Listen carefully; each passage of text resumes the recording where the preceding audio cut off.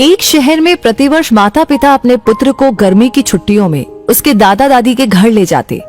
10 से 20 दिन सब वहीं रहते और फिर लौट आते। ऐसा प्रति वर्ष चलता रहा। बालक थोड़ा बड़ा हो गया। एक दिन उसने अपने माता पिता से कहा कि अब मैं अकेला भी दादी के घर जा सकता हूँ, तो आप मुझे अकेले को दादी के घर जाने दो। माता पिता पहले तो राजी नहीं हुए, किंतु बालक ने जब जोर दिया तो उसको सारी सावधानी समझाते हुए अनुमति दे दी। जाने का दिन आया। पिता बालक को छोड़ने स्टेशन गए।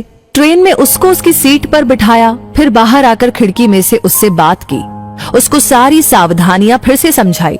बालक ने कहा कि मुझे सब याद है, आप चिंता मत करो। ट्रेन को सिग्नल मिला, विसिल लगी, तब पिता ने एक लिफाफा पुत्र को दिया और कहा कि बेटा, अगर रास्ते में तुझे डर लगे तो ये लिफाफा खोलकर इसमें जो लिखा है उसको पढ़ना।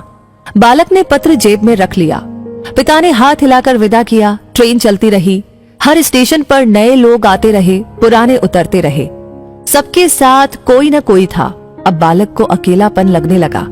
अगले स्टेशन पर ट्रेन में ऐसी शख्सियत आई जिसका चेहरा बहुत ही भयानक था। बालक पहली बार बिना माता पिता के, बिना किसी सहयोगी के यात्रा कर रहा था। उसने अपनी आंखें बंद करके सोने का प्रयास किया, परंतु बार बार वो भयानक चेहरा उसकी आंखों के सामने घूमने लगा।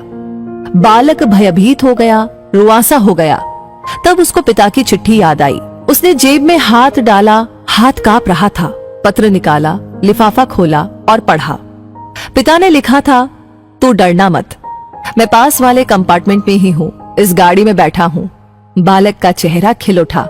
सारा डर काफूर हो गया। जीवन भी ऐसा ही है। जब भगवान ने हमको इस दुनिया में भेजा, उस समय उन्होंने हमको भी एक पत्र दिया है जिसमें लिखा है, उदास मत होना, मैं हर पल, हर क्षण, हर जगह तुम्हारे साथ हूँ। पूरी यात्रा तुम्हारे साथ करता हूँ, केवल तुम मुझे स्मरण रखते हो। सच्चे मन से याद करना, मैं एक पल में आ जाऊंगा। इसलिए चिंता नहीं करना, घबराना नहीं, हताश नहीं होना। चिंता करने से मानसिक और शारीरिक दोनों स्वास्थ्य प्रभावित होते हैं। परमात्मा पर, प्रभु पर, अपने इष्ट पर हर क्षण विश्वास रखे। वो हमेशा हमारे साथ है, हमारी पूरी यात्रा के दौरान, अंतिम सांस तक। बस इसी एक एहसास को ही कायम रखने का प्रयास करते रहना है।